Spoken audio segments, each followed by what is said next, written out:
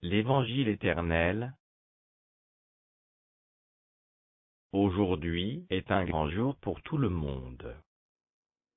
Présentement, les êtres humains, à l'âge actuel de la libération des pensées religieuses orthodoxes, en tant que collectivité, se sont élevés à un rang de discernement spirituel, qui leur accorde le pouvoir d'abandonner leurs croyances poussiéreuses traditionnelles.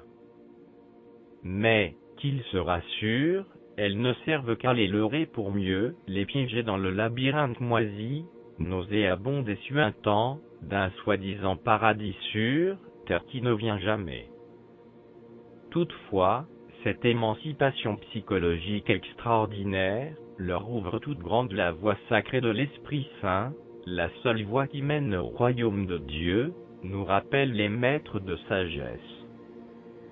En effet, à l'heure actuelle, la foi vivante peut être remise en lumière sur le devant de la scène des humains, pour la réalisation de soi, l'âme, et en fin de compte le nirvikalpa, la réalisation de Dieu. Ce n'est donc pas rien. D'après les guides spirituels, et maîtres de la sagesse éternelle, en charge de l'évolution humaine, les styles religieux, les dispositions philosophiques, et les configurations métaphysiques sont issues de l'ignorance et de la superstition. Cela ne constitue pas le but suprême des âmes en incarnation dans ce monde. Néanmoins, ils peignent pour le genre humain en éveil les fresques de la fondation d'un édifice spirituel magistral, où la foi peut trouver son expression dans la plénitude de l'âme, l'être de lumière que nous sommes. Ceux qui figent leur conscience dans les choses matérielles, comme de beaux habits, de la belle vaisselle, une magnifique automobile, une somptueuse maison, et croient que leur éducation scolaire et universitaire les font spirituellement évoluer, ils se gourrent. Ils vivent simplement dans la plus grande des illusions orchestrées par le pouvoir négatif en place. Ma foi, c'est un choix à faire. Chacun est libre d'agir comme il le désire, principe de libre arbitre oblige. Bonne chance quand même.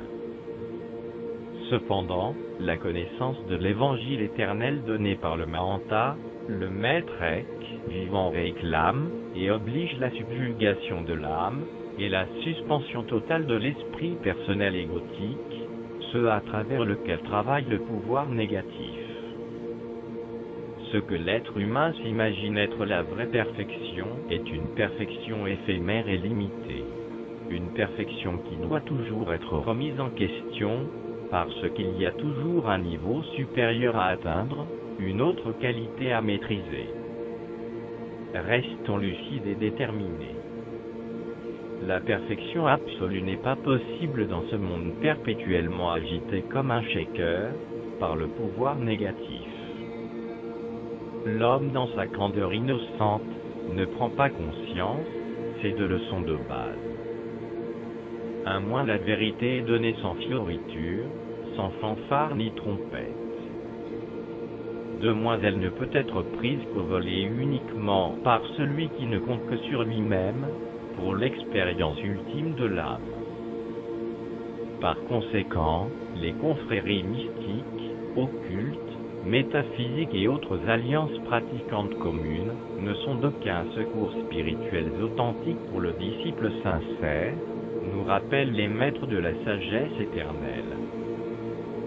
Ces comportements ne servent qu'à satisfaire les faux besoins clinquants de l'ego parano, au sein de son petit monde de créatures vaniteuses irresponsables, converties à la science épicurienne de la triade satanique, matière, temps, espace. L'aventure sur le sentier spirituel se fait en solitaire. L'âme, dans son expérience dans un corps humain, n'a de compte à rendre à personne d'autre qu'à elle-même à l'égard de son Créateur. Beaucoup du cercle de vos relations, souvent même les plus intimes, vous laisseront tomber à cause de cela. Leur rythme vibratoire superficiel ne s'accorde plus avec votre nature spirituelle profonde. Remarquez comme vous ne vous sentez plus à l'aise en leur compagnie. été envahir subitement par un sentiment de détresse inhabituel, parce que vous explosez le mur de votre matrice psychologique réductionniste, et ne vous laissez plus manœuvrer par les systèmes puérils et malveillants en place. ANDS, que les bénédictions soient. Source, le Shariaki Sugma, livre 2, Paul Twitchell, copyright 1982 et Kankar, www.ekankar.org.